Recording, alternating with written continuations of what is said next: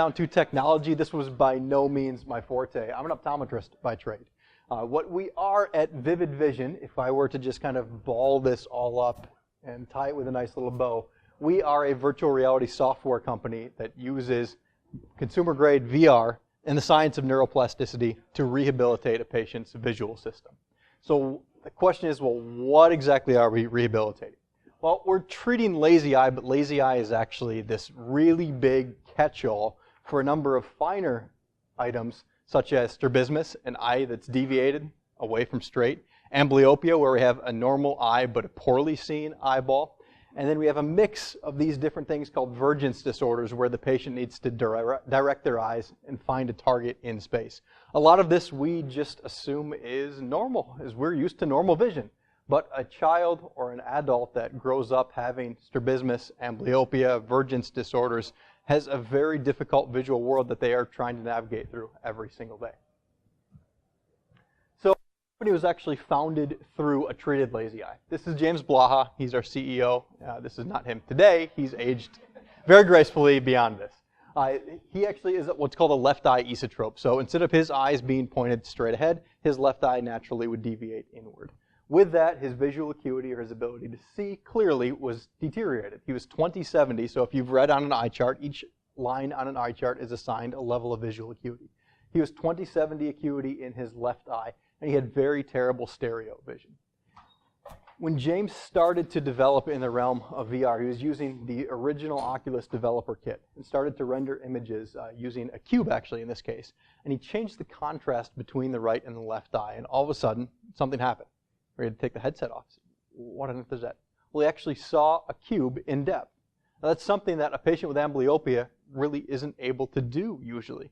We have these gross depth cues. If we were even to cover up one eye, we have a relative judgment of depth, but to actually see fine-tuned stereopsis, he was not able to do that.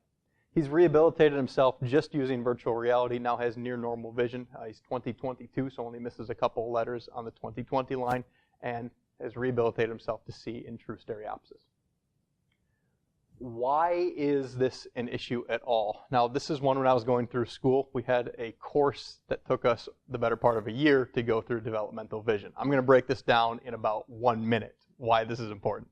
But the whole point is the visual experience that we all take for granted was learned by each of you without even thinking about it. Mainly because you were too young to even remember or even know what you were doing, and your eyes were naturally moving and teaming together the way they should. From the very earliest points in vision, when we are born, we actually have very terrible vision. The photoreceptors are the light-sensitive cells within inside the eye. They're very disorganized. Over the course of just a few months, these photoreceptors, specifically cones, they start to gather together and form up the macula. You may have heard of macular degeneration as an eye disease. That's the most area of crisp and clear vision. The macula starts to develop. Also, we don't have an ability to focus. So you and I could put our fingers up, look up at our finger. We could then look away. You could see it. Me, back to your finger very easily. We can focus our eyes distance to near very easily. A newborn is not able to do this at all. They haven't learned how to use their eye, and their eye is not developed to the point that they're able to focus very well. In just a few months, these photoreceptors have started to reorganize, and depth perception starts to develop. You may have seen a newborn. What can they do? They can reach. They can start to grab things. And then they grab something, and they're coordinated enough to put it right in their mouth. That's something that's learned, though. Really, you never taught the baby how to do that. Is they just kind of figure it out as they're doing this. They're able to coordinate their hand and their eye together.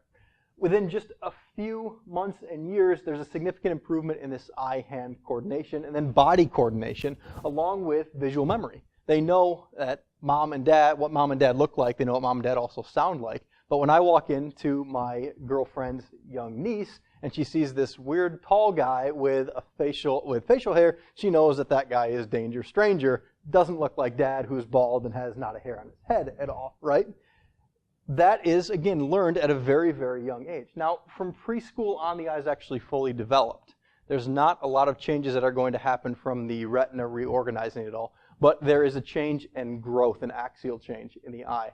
Mainly, a lot of us probably started to wear eyeglasses somewhere around elementary to teenage years, right?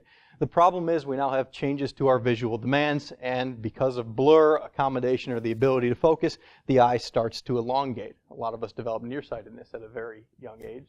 That was me. And the eye continued to get a little worse. My glasses needed to get stronger and stronger. That's where we're at from about the preschool on stage.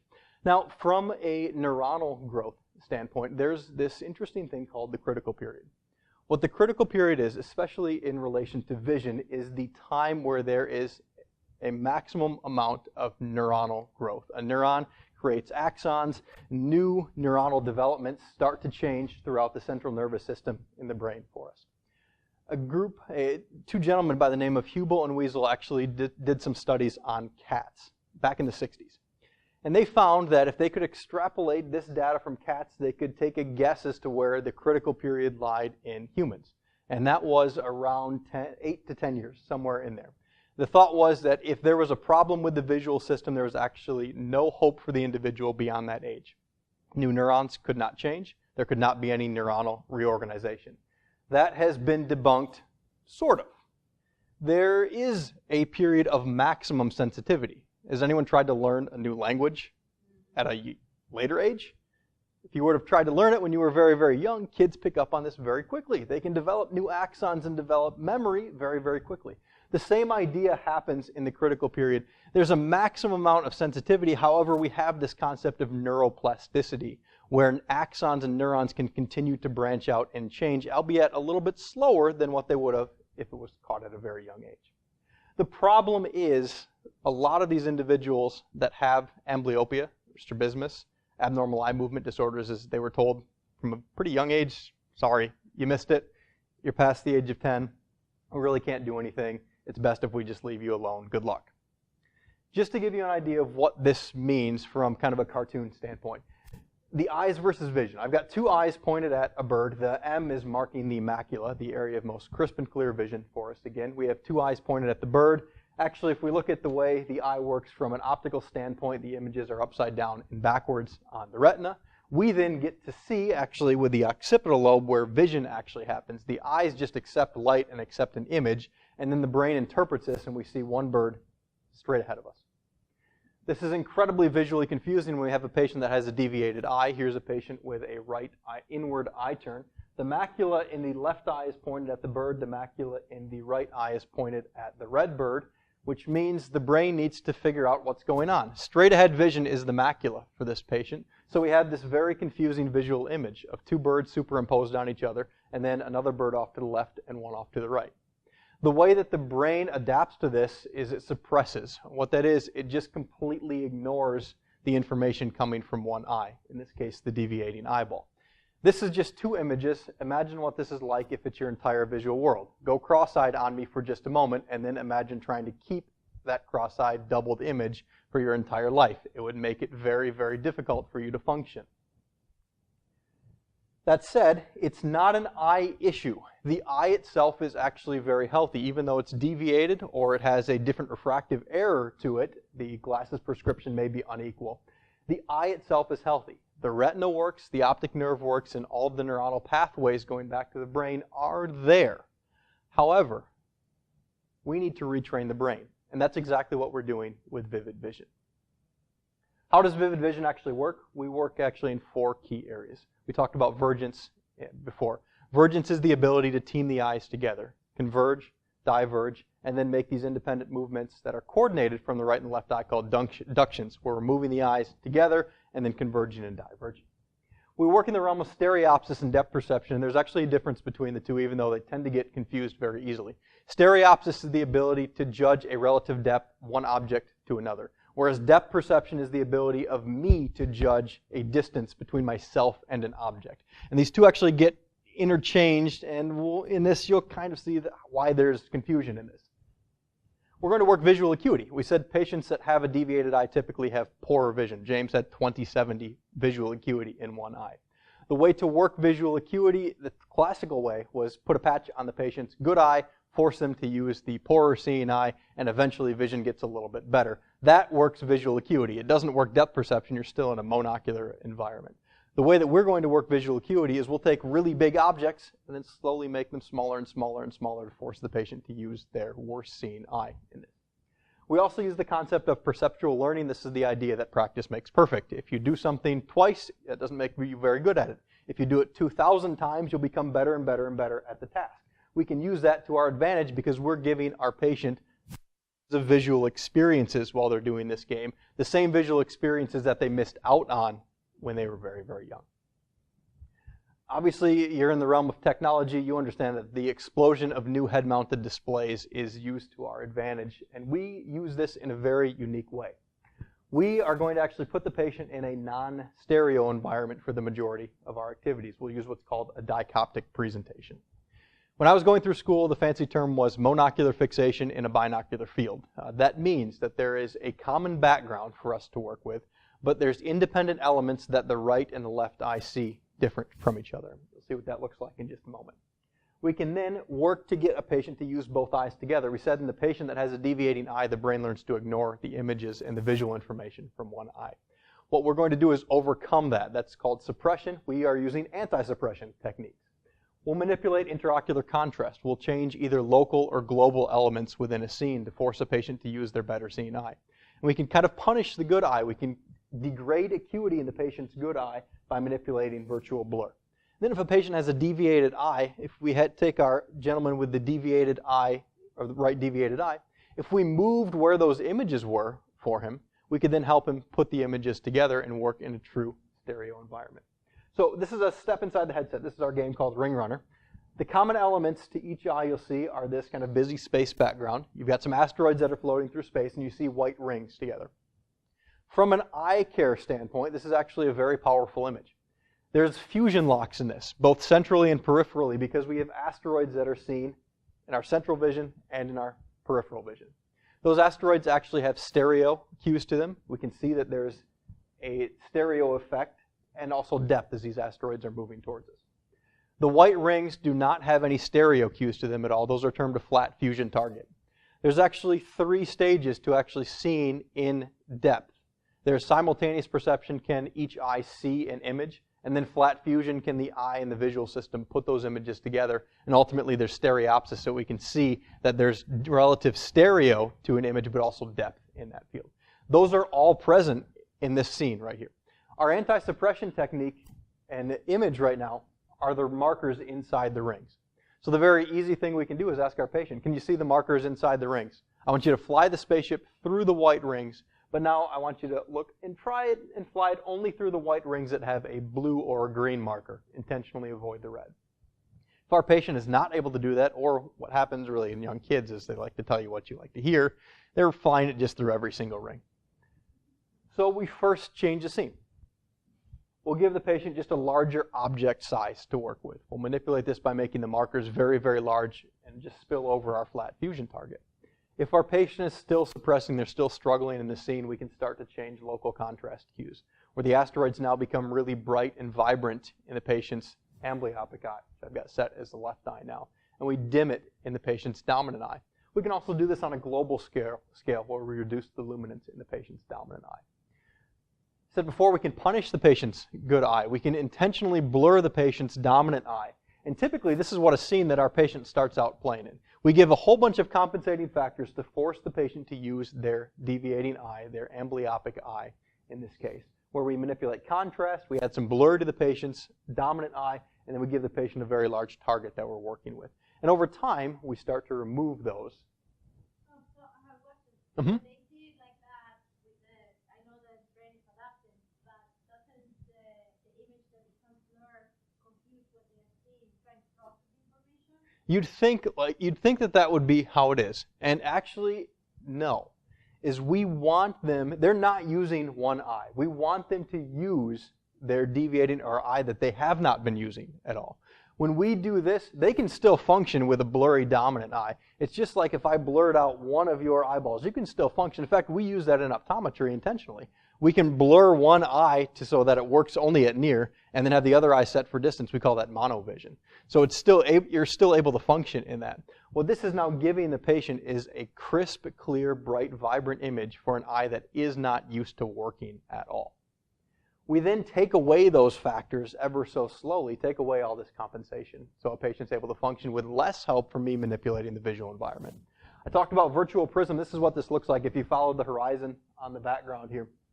This would be for a patient that has an eye that is deviated in a hyperdeviation or an eye that's deviated upwards. So we shift the images upwards so that a patient is able to start to fuse this scene and keep it single.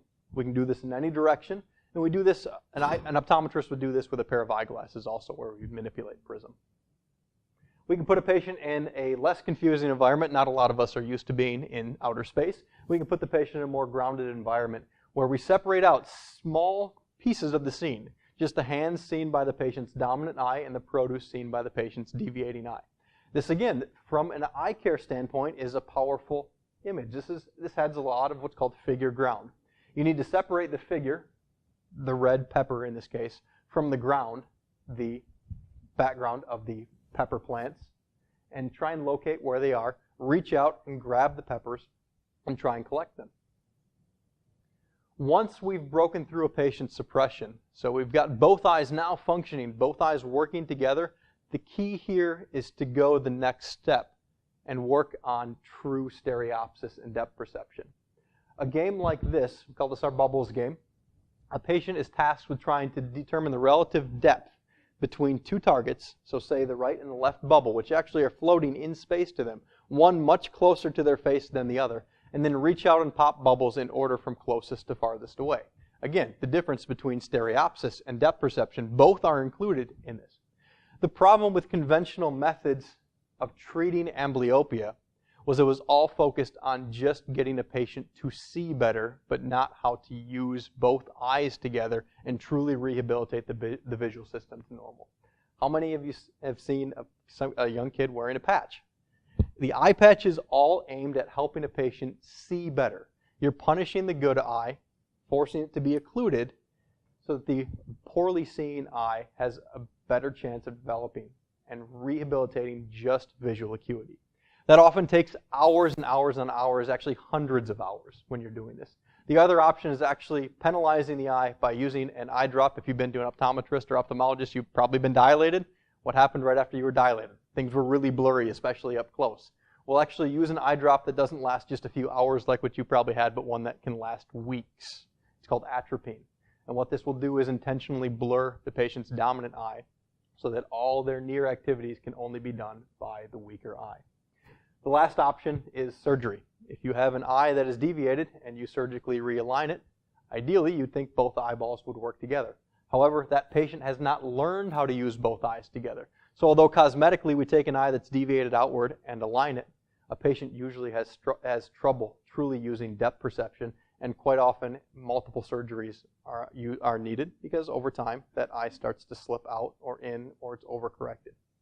Vivid vision, again, uses a little bit different approach to that. Is we rehabilitate the binocular vision system regardless of where the patient's angle of deviation is. We then retrain the patient to use both eyeballs together the way that we naturally would. We just published our pilot study. This was done by the UVA Mediclinic in Slovakia that looked at adult amblyopic patients. And why this is important is these are patients that were told you have no chance of developing binocular vision again. These were adult amblyopic patients that may have done some therapy sometime in their past. They had not for many, many years. The majority of them did wear eyeglasses to some point. What we found that after doing just 8 40-minute sessions, actually using just 2 of our games and a DK2 headset years ago, we took patients, half of them that did not have any measurable stereo vision, rehabilitated the vast majority of those to the point that we only had 12% of individuals that did not have measurable stereo vision after just 8 40-minute sessions. We also had at least a 1.5 line gain in visual acuity by using this dicoptic image versus having to wear a patch for hundreds and hundreds of hours. We also found that we had patients that may have some measurable stereo, but their stereo vision got even better. Almost 20% of individuals had better than 50 arc seconds of stereo acuity, where normal stereo acuity is about 40 arc seconds and beyond. We are now in 3 continents, North America, Europe, and Australia. On our map here, this is actually patient-facing, where we have patients that have contacted us that are looking for a vivid vision provider.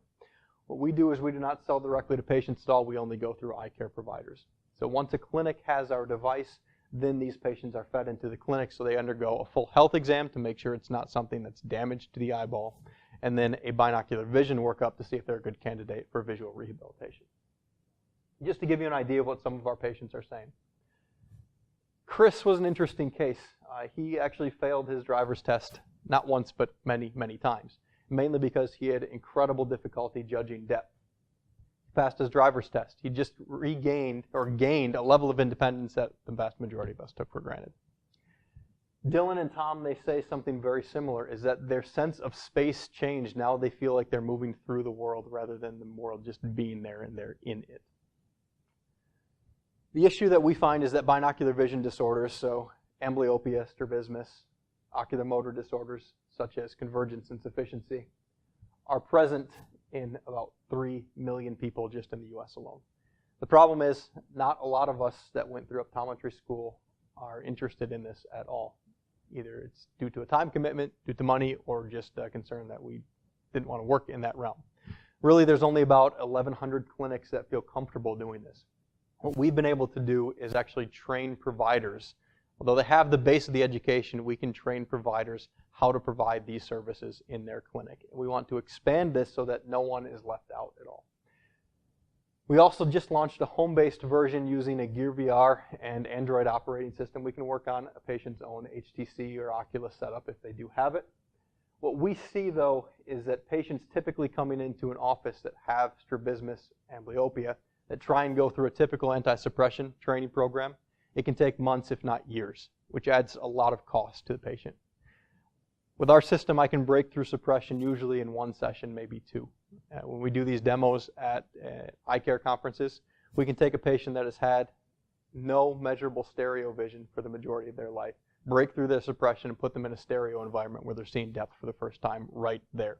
And then again, from perceptual learning, as they're doing this again and again and again, that is cemented as we develop these neuronal pathways and kind of kickstart them again. They've been laid down, but we need to give them the jump start. Using our device along with home-based therapy, and then for patients that may not be able to make it into the office that frequently, we can significantly cut down the cost of treatment for these individuals. The way this works, again, a patient contacts us through our website or sees that there's a Vivid Vision provider. They go through a full health exam and then are often managed by the overseeing physician. We have ongoing research collaboration with UCSF, UC Berkeley, University of Geneva, City College of London. Actually, that one's interesting. If you've done a magic eye before where you have the kind of confusing background, but you can make it see 3D, that's Dr. Christopher Tyler. He's in City University of London doing research with us on stereo, along with SUNY College, State University of New York. We've had some wonderful mentions in the media. I'm excited about what augmented reality we're going to be able to do. I think that's an area that no one in the field that I came from ever thought was going to be possible, much less virtual reality. But this is an exciting time to be around in the healthcare field.